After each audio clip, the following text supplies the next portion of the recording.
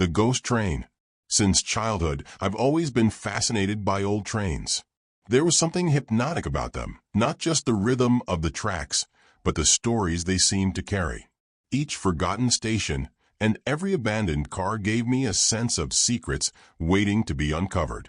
As I grew, this fascination turned into an obsession, leading me to explore abandoned stations in small, forgotten towns where nature had already reclaimed what once belonged to man. It was on one of these trips that I first heard about the abandoned train station. The story came up casually, in conversations with locals. A forgotten station, one that didn't appear on any maps or records. Some things aren't meant to be remembered, an old man said, his face grave. His words only fueled my curiosity. The following weekend, I was on my way, determined to uncover the mystery of this lost station. I arrived in town at sunset. Something felt strange from the start. The locals avoided the topic, treating the station as a taboo. When I mentioned it at the hotel, the receptionist gave me a look filled with both pity and fear. Some things are left behind for a reason, she said, before moving away. But I brushed it off. I was determined to see it for myself. The next day, I drove to the station under the soft light of dusk. The road was rough, filled with stones and overgrown weeds, as if no one had traveled it for years. When I finally saw the station, an eerie chill washed over me. It stood like a forgotten monument, shrouded in time. The aged architecture lay in ruins, with broken windows and walls scarred by neglect. Rusted tracks disappeared into the horizon, overtaken by weeds. Decrepit cars lay overturned along the path, like forgotten ghosts. The air changed as I stepped out of the car.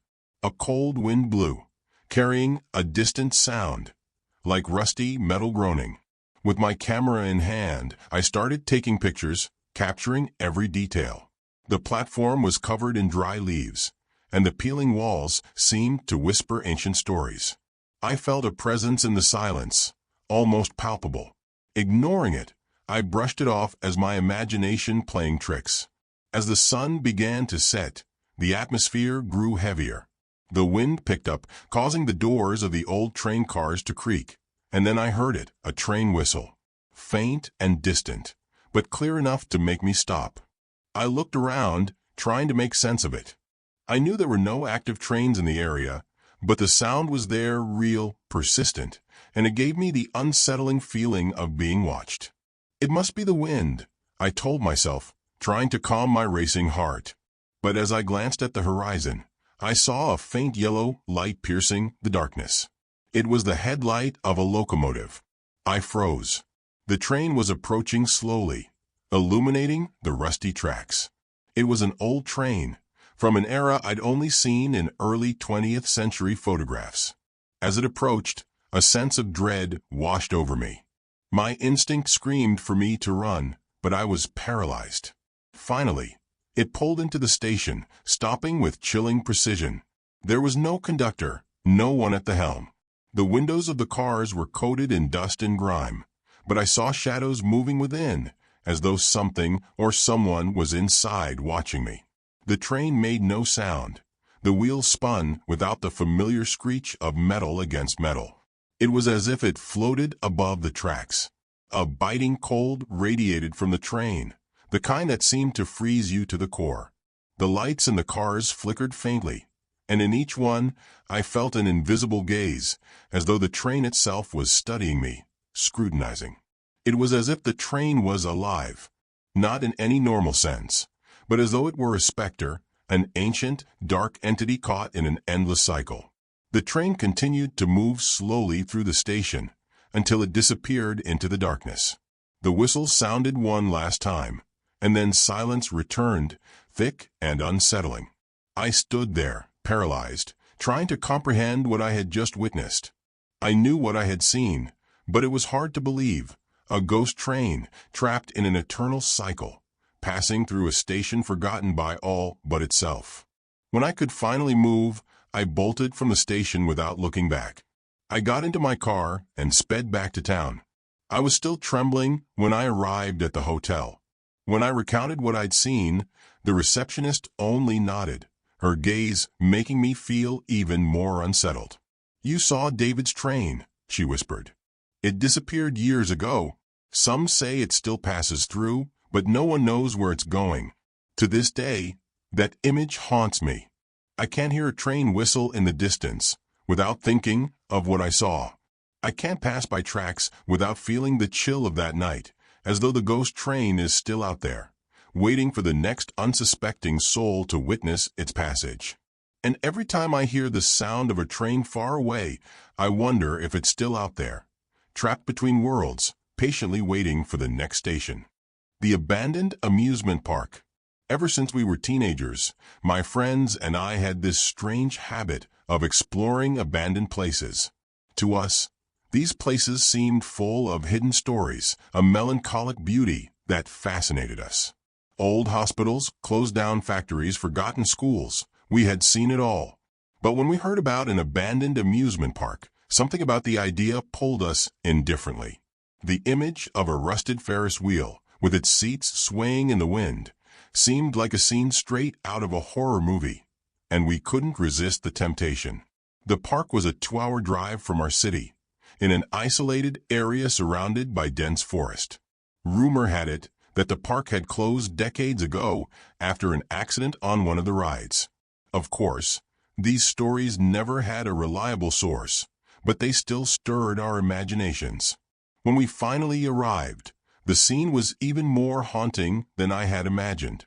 The entry sign was tilted, its paint peeling and its lights dead, and the entrance was choked with weeds. It looked like the place had been swallowed by time.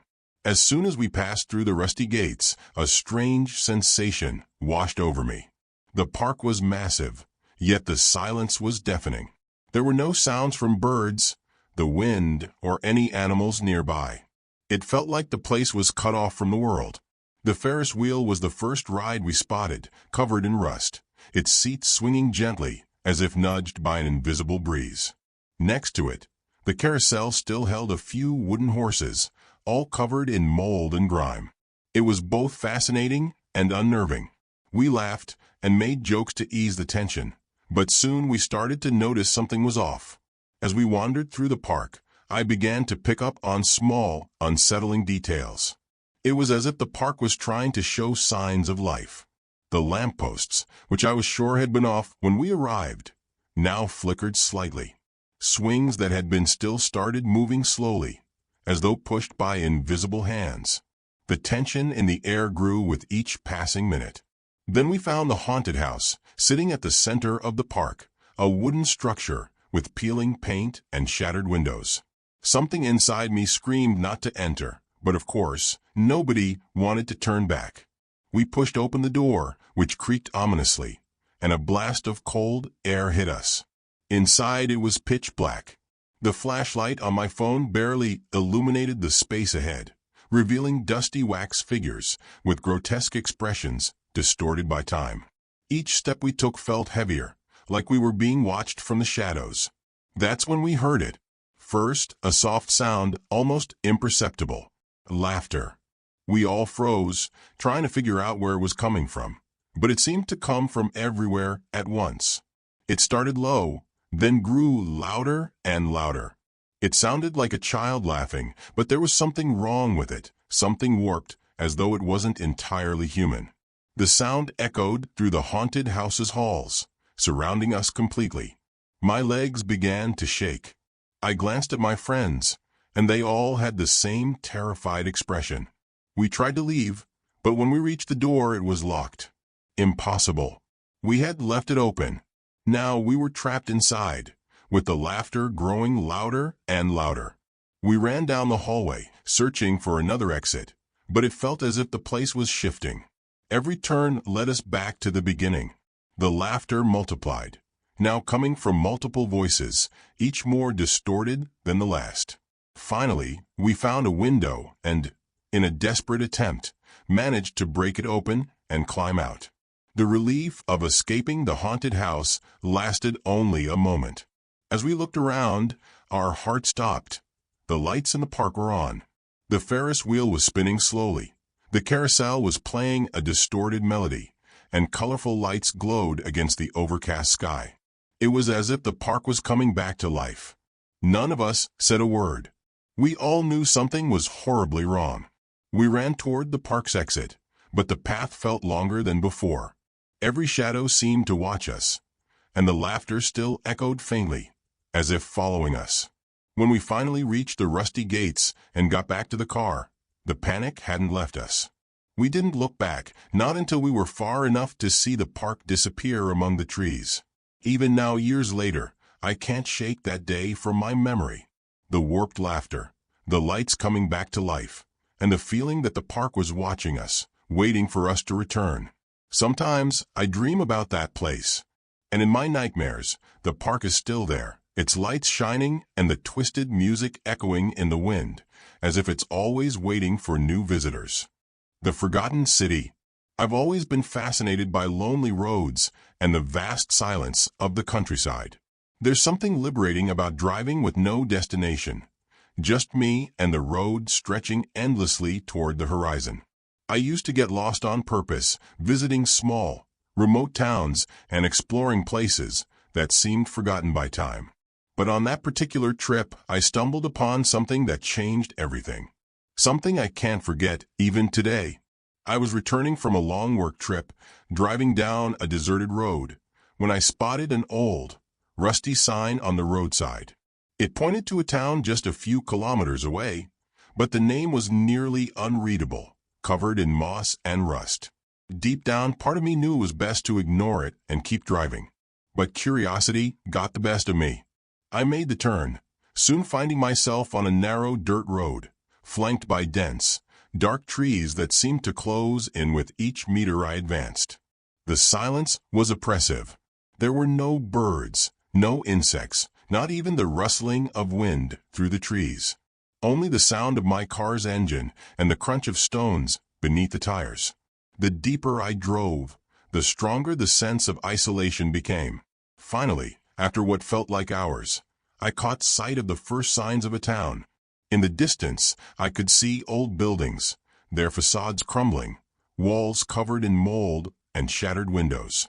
The streets were completely empty, as if time had stopped there, freezing each detail in a state of absolute abandonment.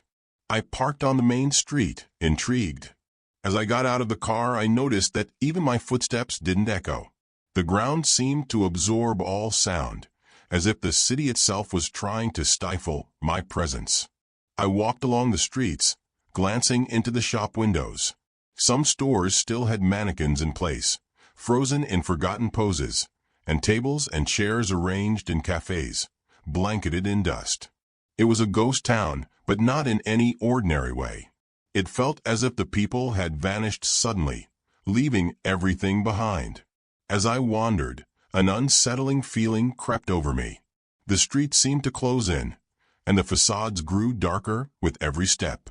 It felt like someone was watching me, but when I looked around, I saw nothing. I entered a shop, drawn by a strange curiosity. The door was open, and inside, everything looked frozen in time.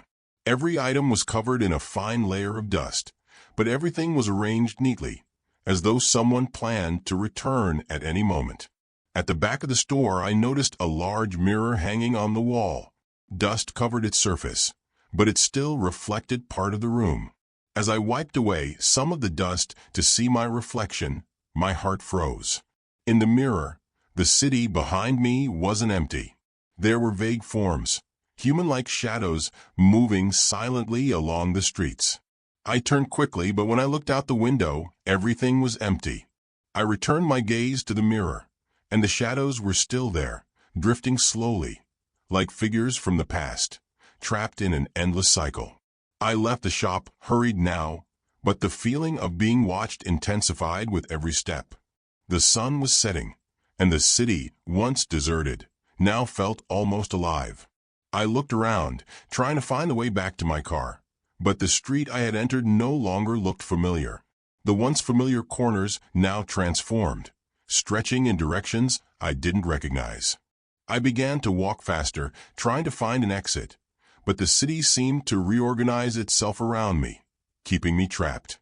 The silence had turned menacing, almost tangible, pressing in on me. And then I heard footsteps behind me. They were soft, but unmistakable, as if someone was trying to follow me without being seen. I quickened my pace, resisting the urge to look back. But the footsteps matched my speed, and with each corner I turned, they grew closer. Finally, I saw my car in the distance, parked at the end of a street that now seemed much longer than I remembered. I sprinted toward it, ignoring everything else. As I reached the car and got inside, I looked in the rearview mirror, expecting to see something watching me from the shadows. But the street was empty. I took a deep breath, started the car, and sped off, desperate to leave as quickly as possible. As I drove back, the feeling of being trapped on that road didn't leave me. It was as if the path stretched on endlessly, keeping me bound to that town. Every mile felt like it led nowhere. Only when I finally saw the main road did I feel a wave of relief wash over me. Back in the nearest town, I stopped at a cafe to process what had happened. I mentioned the city to the barista, who looked at me with a mixture of shock and disbelief. "There's no town in that direction," she said, her expression a mix of confusion and fear. But I knew what I'd seen. I knew that city was out there, waiting for someone to uncover its secrets. To this day, on some nights, I dream of that city and the shadows drifting through the streets. Sometimes I feel that if I take the right road, I might end up there again. But something tells me that next time I might not be able to leave. The Lake of Mist. I've always been a lover of nature. Camping, exploring forests, and visiting remote places was my way to escape urban life and find some peace. Surrounded by silence and solitude, I found a tranquility that renewed me. So when a friend mentioned an isolated lake, hidden between mountains and almost always shrouded in mist, my curiosity was piqued. He described it as a forgotten refuge, a perfect place for anyone seeking absolute silence. "But be careful with the mist," he said with an enigmatic smile. I thought it was just an attempt to scare me, a joke to add charm to the place. I was wrong. After hours of driving along winding roads and passing through towns seemingly frozen in time, I finally arrived. The lake was exactly as he described it, a vast expanse of calm water, surrounded by mountains that formed a natural wall, embracing the lake and hiding it from the world. A thick mist hovered over the surface, giving the place an air of mystery. I parked my car near the trail leading to the shore and started setting up camp. The silence was almost absolute, broken only by the occasional rustle of leaves in the wind and the soft movement of the water. The first night was calm. The campfire crackled, and the clear sky allowed the stars to shine as my only company. I felt at peace, completely detached from everything. But at dawn, things began to change. The mist, which had previously floated delicately over the lake, now felt like a heavy, oppressive presence. It had become so thick that I could barely see a few meters ahead, and the air felt charged, almost hard to breathe. Convinced it was just a natural phenomenon, I tried to ignore my growing unease. I spent the day exploring, attempting to fish, but everything felt off. The silence that once comforted me now felt like a warning. There were no birds, no insects, not even the rustling of animals in the forest. Just an absolute emptiness, as if the world around me was suspended in time. In the afternoon, while sitting by the lake, trying to understand what was bothering me, an unexpected sound broke the silence.